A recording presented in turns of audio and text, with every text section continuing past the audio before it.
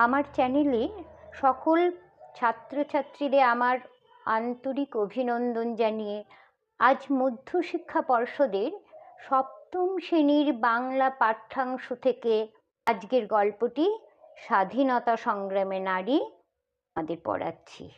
স্বাধীনতা সংগ্রামে নারী, লেখিকা কমলা দাশগুপ্ত। এবার লেখিকার সঙ্গে তোমাদের পরিচয় করে দিই।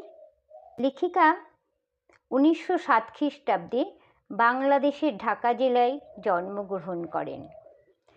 বেথুন কলেজে বিএ পড়বার সময়ে তিনি স্বাধীনতা আন্দোলনের সঙ্গে জড়িয়ে পড়েন। সশস্ত্র বিপ্লবে অংশ নিয়ে লেখিকা দুবার কারাবরণও করেছিলেন। 1938 খ্রিস্টাব্দে তিনি জাতীয় কংগ্রেসে যোগ দেন।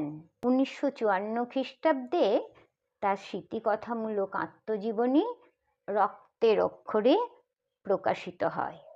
এছাড়া তার গ্রন্থ ছিল স্বাধীনতা সংগ্রামী বাংলার নারী। আর আজকের গল্পটি এই স্বাধীনতা সংগ্রামী বাংলার নারী শীর্ষক গ্রন্থ থেকে সংকলিত হয়েছে। এই পাঠ্যাংশে স্বদেশের কামনায় দুই বিপ্লবী নারী ননীবালা দেবী ও দুকড়িবালা দেবী সক্রিয় ভূমিকা উল্লেখ করা হয়েছে। তাহলে শুরু করি। সকলে বই দেখো। স্বাধীনতা সংগ্রামী নারী, কমলা দাশগুপ্ত। প্রথমে আমরা ননীবালা দেবী সম্পর্কে জানি। ননীবালা দেবী জন্মগ্রহণ করেছিলেন 1888 সালের হাওড়া জেলার বালিতে। দেশও সেখানেই। পিতার নাম সূর্যকান্ত ব্যানার্জি, মা গিরিবালা দেবী। 11 বছর বয়সে বিবাহের পর 16 বছর বয়সে তিনি বিধবা হন এবং বাবার কাছেই ফিরে আসেন। তাহলে তিনি কত সালে জন্মগ্রহণ করেছিলেন? তিনি 1888 সালে জন্মগ্রহণ করেছিলেন। কোথায় জন্মগ্রহণ করেছিলেন? হাওড়া জেলার বালিতে। তার পিতার নাম কি? পিতা ছিলেন সূর্যকান্ত ব্যানার্জি।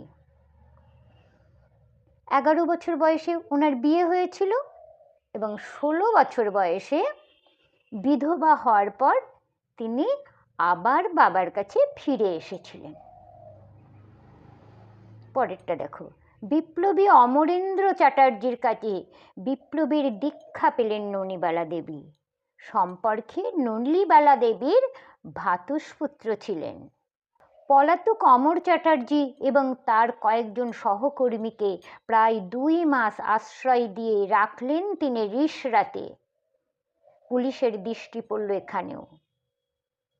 তাহলে বিধবা হওয়ার পর তিনি কার কাছে বিপ্লবের দীক্ষা নিলেন?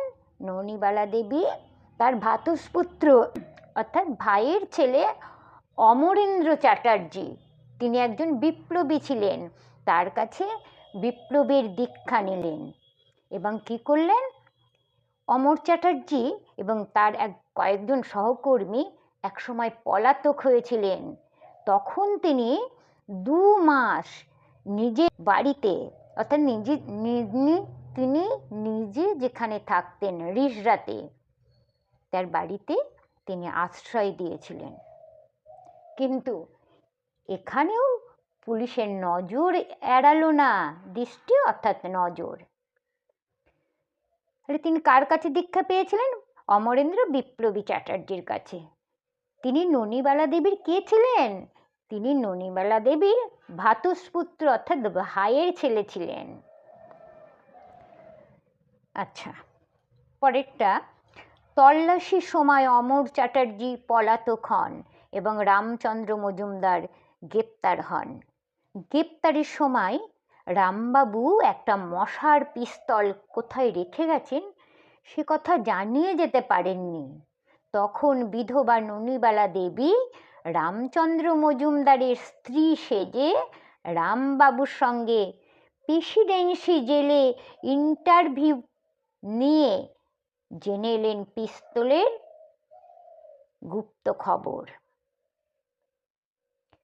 1915 সালে সে যুগ ছিল, তখন বাঙালি বিধবাদের পক্ষে একরকম পরের স্ত্রী সেজে জেলে গিয়ে পুলিশের সেন দৃষ্টিকে ফাঁকি দিয়ে কাজ হাসিল করার কথা কেউ কল্পনা করতে পারত না। তাহলে যখন তল্লাশি করলেন রিষড়াতে পুলিশ, তখন কি হলো? অমর চ্যাটার্জি পালিয়ে গেলেন। কে ধরা পড়লেন? রামচন্দ্র মজুমদার। তখন গ্রেপ্তারের সময় কি হলো? রামবাবু একটা মশার পিস্তল কোথায় রেখেছেন সে কথা কাউকে জানিয়ে যেতে পারলেন না। বিধবা ননিবালা দেবী রামচন্দ্র মজুমদারের স্ত্রী সেজে রামবাবুর সঙ্গে প্রেসিডেন্সি জেলে ইন্টারভিউ নিয়ে জেনে এলেন সেই পিস্তলের গুপ্ত খবর। অর্থাৎ রামচন্দ্রবাবু তো ধরা পড়েছেন, জেলে আছে, ননিবালা দেবী সেই রামচন্দ্রবাবুর স্ত্রী সেজে প্রেসিডেন্সি জেলে গিয়ে ওই মশার পিস্তলটা কোথায় রেখেছেন সেই খবর জেনে এলেন। সেই সময় কি হয়েছিল?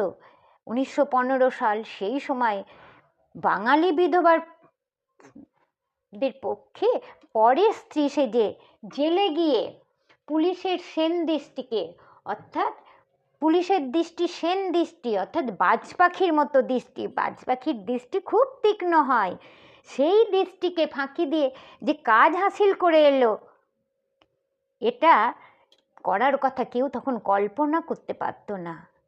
পুলিশ তো নয়ই, কোনো সাধারণ মেয়েও নয়।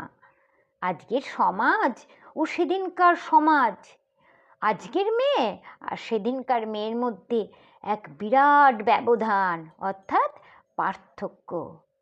সেদিনকার নারী তৈরি করে দিয়ে গিয়েছেন এই পরবর্তী যুগের বিপ্লবী নারীকে। তিনি পথ দেখিয়েছেন, ভিত্তি গেঁথে গেছেন তাদের জন্য। অর্থাৎ তিনি এই নারীদের সাহস শক্তি জুগিয়ে গেছেন। তখনকার দিনে মানুষ যেটা ভাবতে পারত না, একজন বিধবা নারী হয়ে তিনি সেইটা করে গিয়ে দেখিয়ে গেছেন আজকের মেয়েদের। পরেরটা দেখো, পুলিশ ক্রমে জানতে পারল যে ননিবালা দেবী রামবাবুর স্ত্রী নন, কিন্তু জানল না যে ইনি রিষড়াতে ছিলেন আশ্রয়দাত্রী। অর্থাৎ পুলিশ জানতে পারল না যে রিষড়াতে যিনি আশ্রয় দিয়েছিলেন তিনি এই আশ্রয়দাত্রী। পরের পাতা দেখো, 1915 সালের সেপ্টেম্বর মাসে চন্দননগরে আবার বাড়ি ভাড়া নেওয়া হয়েছিল। রিষড়ার মতো এখানেও মেয়েরা না থাকলে বাড়ি ভাড়া পাওয়া যেত না, আর ননিবালা দেবী এলেন গৃহকর্ত্রীর বেশে। তাহলে তখন কি হয়েছিল? বাড়িতে কোনো মেয়ে না থাকলে বাড়ি ভাড়া চাইলে বাড়ি ভাড়া পাওয়া যেত না। তখন তো দেশে বিপ্লব, তুমুল অবস্থায় দেশ, কাউকে একা বাড়ি ভাড়া দেওয়া যেত না। সেই জন্য ননিবালা দেবী কী করলেন? আবার গৃহকর্ত্রীর বেশে এসে চন্দননগরে বাড়ি ভাড়া নিলেন। পলাতক হয়ে আছেন এখানে বিপ্লবী নেতা জাদুগোপাল মুখার্জি, অমর চ্যাটার্জি, অতুল ঘোষ, ভোলানাথ চ্যাটার্জি, নলিনীকান্ত কর, বিনয়ভূষণ দত্ত ও বিজয় চক্রবর্তী। তখন কে কে পলাতক হয়ে আছেন? পলাতক মানে পালিয়ে গেছেন, তাদেরকে পাওয়া যাচ্ছে না, লুকিয়ে আছেন। কারা? বিপ্লবী নেতা, যারা দেশের জন্য বিপ্লব করছেন তখন, সেই বিপ্লবী নেতাগুলো, তাদের নাম জাদুগোপাল মুখার্জি, অমর চ্যাটার্জি, অতুল ঘোষ, ভোলানাথ চ্যাটার্জি, নলিনীকান্ত কর, বিনয়ভূষণ দত্ত ও বিজয় চক্রবর্তী। এদের সকলেরই মাথার অনেক হাজার টাকার হুলিয়া ছিল। এই নিশাচরেরা সারা দিন দরজা বন্ধ করে ঘরে কাটিয়ে দিতেন, শুধু রাতে সুবিধা মতো বেরিয়ে পড়তেন। নিষ্ঠুর শিকারীর মতো পুলিশ এসে পড়লেই এই পলাতকেরা নিমেষে অদৃশ্য হয়ে যেতেন। পুলিশ হয়রান হয়ে ফিরত। তাহলে এনারা যখন পলাতক হয়েছিলেন তখন সরকার কি করেছিলেন? ইংরেজ সরকার এদের মাথার উপর হুলিয়া দিয়েছিলেন। আর এই নিশাচরেরা যারা এই রাত্রিতে বেরোতেন, এরা তো দিনে বেরোতে পারতেন না। সারাদিন কি করতেন? সারাদিন দরজা বন্ধ করে ঘরে কাটিয়ে দিতেন। আর রাত্রিতে নিজের সুবিধা মতো প্রয়োজনে তারা বেরোতেন। পুলিশও নিষ্ঠুর শিকারীর মতো এসে পড়তো, আর তখনই এই পলাতকেরা নিমেষে অদৃশ্য হয়ে যেতেন, আর দেখা পাওয়া যেত না। আর পুলিশও আর খুঁজে পেতেন না, হয়রান হয়ে ফিরে আসতেন।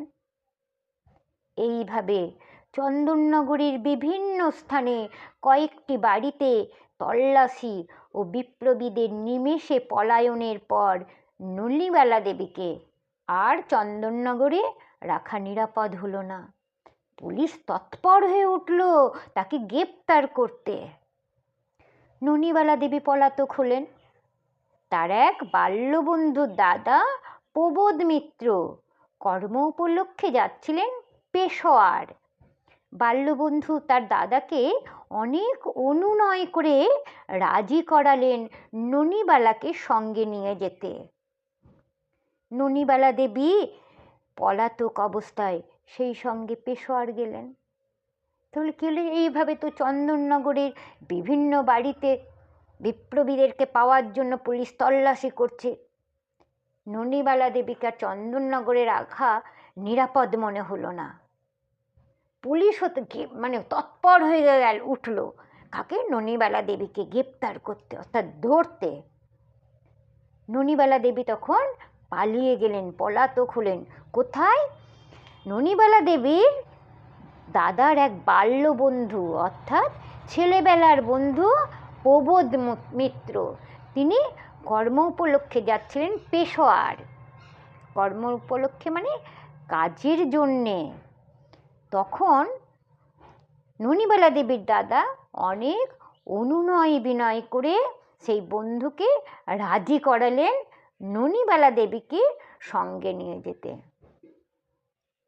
তাহলে বলো তো, ননিবালা দেবীকে যখন রাখা সম্ভব হচ্ছিল না, তখন ননিবালা দেবীকে কোথায় পাঠানো হলো? কার সঙ্গে পাঠানো হলো?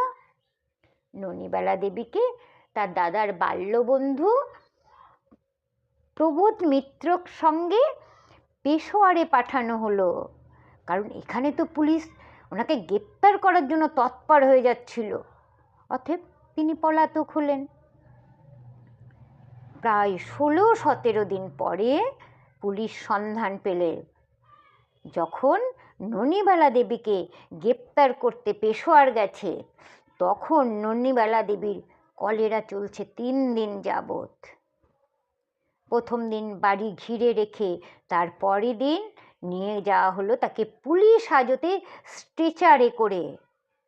কয়েকদিন সেখানে রেখে চালান করে দিল কাশীর জেলে। তখন তিনি প্রায় সেরে উঠেছেন। কি হলো? ননিবালা দেবী তো পেশোয়ার গেলেন। তারপরে 16-17 দিন পর পুলিশ সে সন্ধানও পেয়ে গেল, খবর পেয়ে গেল যে ননিবালা দেবী পেশোয়ারে আছে। তখন পুলিশ তৎপর হয়ে উঠল পেশোয়ারে গিয়ে ননিবালা দেবীকে গ্রেপ্তার করতে। কিন্তু ননিবালা দেবীর তখন কলেরা হয়েছে। তখন কলেরা ছিল মারাত্মক রোগ, বমি পায়খানা, অর্থাৎ বলা হতো ভেদ বমি। 3 দিন যাবৎ তিনি সেই কলেরা রোগে আক্রান্ত হয়েছেন। তার তো আর ক্ষমতা নেই, এমন ক্ষমতা নেই যে তিনি উঠতে বসতে পারেন। পুলিশ তখন কি করলো? স্ট্রেচারে করে ননিবালা দেবীকে হাজতে নিয়ে গেলেন। তারপর সেখানে কয়েকদিন রেখে কোথায় পাঠিয়ে দিলেন? কাশীর জেলে। তখন তিনি প্রায় সেরে উঠেছে। তাহলে ননিবালা দেবী পেশোয়ার যাওয়ার কতদিন পর পুলিশ সন্ধান পেয়েছিল যে ননিবালা দেবী পেশোয়ারে আছে? 16-17 দিন পরে। পুলিশ যখন তাকে গ্রেপ্তার করতে গেল, তখন ননিবালা দেবীর অবস্থা কেমন? তখন ননিবালা দেবীর কলেরা হয়েছে। কিন্তু পুলিশ কি তাকে ছেড়ে দিল?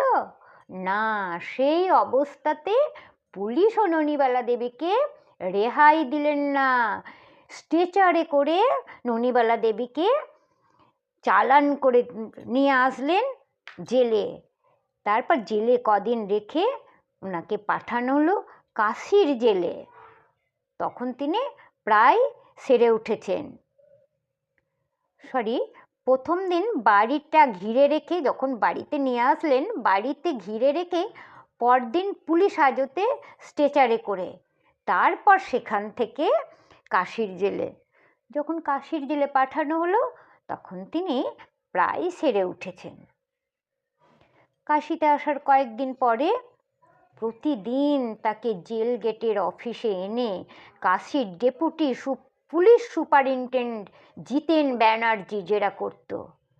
তাহলে কাশীতে আসার কয়েকদিন পর কি হলো, জেল গেটের অফিসে এনে কাশীর যে ডেপুটি পুলিশ সুপারিনটেন্ডেন্ট আছেন জিতেন ব্যানার্জি, তিনি জেরা করতেন। ননিবালা দেবী কিন্তু সবই অস্বীকার করতেন, বলতেন কাউকেই তিনি চেনেন না, কাউকেই জানেন না। তাহলে কাশীর পুলিশ সুপারিনটেন্ডেন্টের নাম কি ছিল? জিতেন ব্যানার্জি। তিনি কি করতেন? ননিবালা দেবীকে রোজই জেরা করতেন, কিন্তু ননিবালা দেবী সবসময়ই বলতেন তিনি কাউকে চেনেন না, কাউকে জানেন না। আর কাশীর জেল পুরানো সেকেলে, অর্থাৎ বহু আগেকার। সেখানে প্রাচীরের বাইরে মাটির নিচে একটা পানিশমেন্ট সেল, অর্থাৎ শাস্তি কুঠুরি ছিল। আর কাশীর জেলটা কেমন ছিল জানো? পুরানো, বহুদিনের পুরানো সেকেলে। আর প্রাচীরের বাইরে, জেল তো প্রাচীর দিয়ে ঘেরা থাকে, বহু উঁচু উঁচু প্রাচীর, বহু উঁচু প্রাচীর। সেই প্রাচীরের বাইরের মাটির নিচে পানিশমেন্ট সেল থাকতো, অর্থাৎ শাস্তি দেওয়ার জন্য একটা শাস্তি কুঠুরি ছিল, ছোট ঘর কুঠুরি মানে। তাতে দরজা ছিল একটাই, সেখানে আলো বাতাস প্রবেশ করবার কোনো জানলা দরজা ছিল না। ব্যর্থকাম জিতেন ব্যানার্জি 3 দিন প্রায় আধ ঘন্টা সময় ধরে ননিবালা দেবীকে ওই আলো বাতাসহীন অন্ধকার সেলে তালা বন্ধ করে আটকে রাখত। তাহলে কি হতো? ননিবালা দেবীকে কাশীর ওই পানিশমেন্ট জেলে এনে রেখে দেওয়া হলো। জেলে দরজা ছিল একটাই, সেখানে ঠিকঠাক মতো আলো বাতাস প্রবেশ করতো না, ঢুকতো না। আর সেইখানে ব্যর্থ কাম, অর্থাৎ পুলিশ তো ননিবালা দেবীকে জেরা করছেন, কিন্তু ননিবালা দেবী সবই অস্বীকার করছেন। উনি বলছেন আমি কিছু জানি না, কাউকে চিনি না, ব্যর্থ হয়ে ফিরে যাচ্ছেন জিতেন ব্যানার্জি। কিন্তু ওই জেলে এনে প্রত্যেক দিন, অর্থাৎ 3 দিন প্রায় আধ ঘন্টা সময় ধরে ননিবালা দেবীকে অন্ধকার সেলে তালা বন্ধ করে রেখে দিতেন। আর কবরের মতো সেলে আধ ঘন্টা পরে দেখা যেত ননিমালা দেবীর অর্ধমৃত অবস্থা, অর্থাৎ আধমরা হয়ে আছেন। তবু মুখ দিয়ে স্বীকারোক্তি বের করতে পারল না। তৃতীয় দিনে বন্ধ রাখলো তাকে আধ ঘন্টারও বেশি, প্রায় 45 মিনিট। স্নায়ুর শক্তিকে চূর্ণ করে দেবার চূড়ান্ত প্রচেষ্টা। সেদিন তালা খুলে দেখা গেল ননিবালা দেবী পড়ে আছেন মাটিতে, জ্ঞান শূন্য। তাহলে কবরের মতো সেলে প্রত্যেক দিন আধ ঘন্টা করে রেখে দিতেন। ননিবালা দেবীকে যখন বার করতেন তখন দেখতেন কি অর্ধমৃত, অর্থাৎ আধমরা। আধমরা তো হবে, সে ঘরে না আলো না বাতাস, বাতাস না থাকলে কি অবস্থা হয় বলো তো? সেই রকম তৃতীয় দিন, অর্থাৎ 3 দিনের দিন তাকে কিন্তু আধ ঘন্টার বেশি রেখে দেওয়া হলো ননিবালা দেবীকে। যখন বার করা হলো তখন দেখা গেল যে ননিবালা দেবীর কোনো ক্ষমতাই নেই, প্রায় মৃতপ্রায়। তার স্নায়ুর, অর্থাৎ অঙ্গ প্রত্যঙ্গর কাজ করার কোনো ক্ষমতাই নেই, একদম মাটিতে পড়ে আছে জ্ঞান হারিয়ে। আচ্ছা, পরেরটা দেখো। হাল ছেড়ে দিয়ে পুলিশ ননিবালা দেবীকে কাশী থেকে নিয়ে এলো কলকাতা প্রেসিডেন্সি জেলে। সেখানে গিয়ে তিনি খাওয়া দাওয়া বন্ধ করে দিলেন। সেখানে আইবি পুলিশের স্পেশাল সুপারিনটেন্ডেন্ট গোল্ডি তাকে জেরা করত। আপনাকে এখানেই থাকতে হবে, কি করলে খাবেন? তখন তিনি বললেন, যা চাইবো তাই করবেন। করব। আমাকে বাগবাজারে রামকৃষ্ণ পরমহংসদেবের স্ত্রীর কাছে রেখে দিন, তাহলে খাবো। কি হলো দেখো, যখন ননিবালা দেবীকে জেরা করেও কিছু বার করতে পারলেন না, তখন পুলিশ হাল ছেড়ে দিয়ে ননিবালা দেবীকে আবার কাশি থেকে নিয়ে আসা হলো কলকাতার প্রেসিডেন্সি জেলে। সেখানে তিনি খাওয়া দাওয়া বন্ধ করে দিলেন। এবার এখানে পুলিশের আইবি পুলিশের যে স্পেশাল সুপারিনটেন্ডেন্ট গোল্ডি সাহেব এখানে জেরা করতে লাগলেন। তিনি তখন বললেন ননিবালা দেবীকে, আপনাকে এখানেই থাকতে হবে, আপনি কি করলে খাবেন? ননিবালা দেবী তখন বললেন, যা চাইবো তাই করবেন। গোল্ডি সাহেব বললেন, করব। তাহলে ননিবালা দেবীকে কাশীর জেল থেকে কোথায় নিয়ে আসা হলো? কাশীর জেল থেকে নিয়ে আসা হলো কলকাতার প্রেসিডেন্সি জেলে। সেখানে নিয়ে আসা হলে ননিবালা দেবী কি করলেন? খাওয়া দাওয়া বন্ধ করে দিলেন। খাওয়া দাওয়া বন্ধ করে দিলে গোল্ডি সাহেব কি বললেন? গোল্ডি সাহেব বললেন, আপনাকে কিন্তু এখানেই থাকতে হবে, অতএব থাকতে গেলে খাবার খেতে হবে, তা আপনি কি করলে খাবেন? ননিবালা দেবী তখন কি বলেছিলেন? বলেছিলেন যে আমি যা চাইবো তাই করবেন। গোল্ডি সাহেব কি বলেছিলেন? করব। তখন ননিবালা দেবী বললেন, আমাকে বাগবাজারে রামকৃষ্ণ পরমহংসদেবের স্ত্রীর কাছে রেখে দিন, তাহলে আমি খাবো। গোল্ডি সাহেব বললেন, আপনি দরখাস্ত লিখে দিন। ননিবালা দেবী তক্ষুনি দরখাস্ত লিখে দিলেন। আর গোল্ডি সাহেব সেটাকে নিয়ে ছিঁড়ে দলা পাকিয়ে কাগজের টুকরিতে ফেলে দিল। অমনি যেন বারুদে আগুন পড়ল। আহত ক্ষিপ্ত বাঘের মতো লাফিয়ে উঠে ননিবালা দেবী এক চড় বসিয়ে দিলেন গোল্ডির মুখে। দ্বিতীয় চড় মারবার আগেই অন্য সিআইডি কর্মচারীরা তার উদ্যত হাতকে চেপে ধরে রাখলো। পিসিমা, করেন কি? অসীম শক্তি ফেটে বেরিয়ে আসছে তখন ননিবালা দেবীর ভেতর থেকে। তাহলে দেখো, গোল্ডি সাহেব বললেন যে দরখাস্ত লিখে দিন। আচ্ছা, তার আগে কি হয়েছিল? ননিবালা দেবী বলেছিলেন যে, উনি বললেন, গোল্ডি সাহেব বললেন যে কি করব, আপনি যা বলবেন তাই করব। ননিবালা দেবী তখন বললেন যে আমাকে বাগবাজারে যে রামকৃষ্ণ পরমহংসদেবের স্ত্রী আছে ওনার কাছে আমাকে রেখে দিন, তাহলে আমি খাবার খাবো। তো গোল্ডি সাহেব বললেন, ঠিক আছে, আপনি একটা দরখাস্ত লিখে দিন। ননিবালা দেবী দেখলেন তো ভালোই হলো, তিনি সঙ্গে সঙ্গে একটা দরখাস্ত লিখে দিলেন। আর গোল্ডি সাহেব কী করলেন? সেই দরখাস্তটা নিয়ে দলা পাকিয়ে একটা ছেঁড়া কাগজের টুকরিতে ফেলে দিলেন। আর ননিবালা দেবী তো খেপে উঠলেন। বারুদে যেমন, মানে একটা বারুদে আগুন দিলে যেমন জ্বলে ওঠে, তেমনি রেগে গেলেন, সেই রকম রেগে গেলেন। এবং আহত বাঘের মতো, বাঘ আহত হলে বাঘ যেমন খেপে ওঠে, সেই রকম খেপে উঠে ননিবালা দেবী গোল্ডি সাহেবের গালে এক চড় বসিয়ে দিলেন। এক চড় বসিয়ে দিয়ে আবার এক চড় তুলেছেন। অমনি সিআইডি কর্মচারীরা তার এই উদ্ধত হাতকে, অর্থাৎ যে হাত উঠিয়েছিলেন সেই হাতকে চেপে ধরলেন। ধরে বলছে, কি করেন পিসিমা? কিন্তু এত রেগে গিয়েছিলেন, মনে হচ্ছে শরীরের সমস্ত শক্তি ফেটে বেরিয়ে আসছে ভেতর থেকে। তারপরে দেখো, ছিঁড়ে ফেলবে তো আমায় দরখাস্ত লিখতে বলেছিল কেন? আমাদের দেশের মানুষের কোনো মান সম্মান থাকতে নেই? তখন ননিবালা দেবী কি বললেন, যে যদি দরখাস্ত ছিঁড়েই ফেলবে তো আমাকে কেন দরখাস্ত লিখতে বলা হয়েছিল? আমাদের দেশের মানুষের কি কোনো মান সম্মান থাকতে নেই? তারপর হলো 2 বছর এইভাবে বন্দি জীবন কাটিয়ে দিলেন তিনি। 1919 সালের 1 প্রাতে এলো ননিবালা দেবীর মুক্তির আদেশ। 2 বছর এইভাবে তিনি বন্দি জীবন জেলের ভিতরেই কাটিয়ে দিলেন। সালটা ছিল 1919।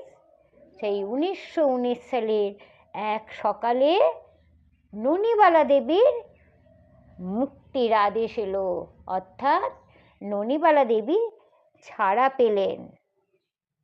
বাইরে এসে তার মাথা গুঁজবারও স্থান মিলল না। সকলেই পুলিশকে ভয় পায়। বহুদিন ধরে অনেক উলট পালট, ভাঙা গড়া, তারপর একটা আধখুপছি ঘর ভাড়া করে নিজের জীবনের শূন্য সম্বল নিয়ে আত্মীয় স্বজনের অনাদর, লাঞ্ছনা এবং দারিদ্র্যের মধ্যেও পরিপূর্ণ গৌরবে স্থির হয়ে কাটিয়ে চলেছিলেন তিনি বছরের পর বছর। তাহলে জেল থেকে ছাড়া পাওয়ার পর তিনি যখন বাইরে এলেন, তখন কিন্তু তাকে কেউ থাকবার জন্য এতটুকু জায়গা দিল না, অর্থাৎ মাথা গুঁজবার স্থানও মিলল না। কারণ তিনি তো জেলে বাস করে এলেন সেই ভয়ে, অর্থাৎ সেই জন্যে কেউ দিল না। তো তখন জেলে বাস করা মানে খুবই একটা খারাপ ব্যাপার। সবাই কুনজরে, অর্থাৎ খারাপ নজরে দেখে। জেল ফেরত, আর পুলিশকে তো সবাই ভয় পায়। বহুদিন এইভাবে উলট পালট চলল, ভাঙা গড়া। তারপর কি করলেন, একটা আধখুপচি ঘর ভাড়া করে নিজের জীবনের যে অল্প কিছু সঞ্চয় ছিল, সেই সঞ্চয় নিয়ে অনাদরে, আত্মীয় স্বজনের অনাদরে, অবহেলায়, দারিদ্র্যের মধ্যে কিন্তু পরিপূর্ণ গৌরবে মাথা উঁচু করে জীবনের বাকি কটা দিন কাটিয়ে দিলেন। যে মেঘের আত্মদানে পরবর্তীকালে শ্রাবণ বর্ষণের মতো ঝরে পড়েছিল কত অসংখ্য কর্মী ও কর্মপ্রেরণা, এই মহীয়সী ছিলেন সেই পরিণতা সম্ভাবা মেঘ। এই বলে আজ শেষ করছি। টাটা, বাই বাই, সব ভালো থেকো।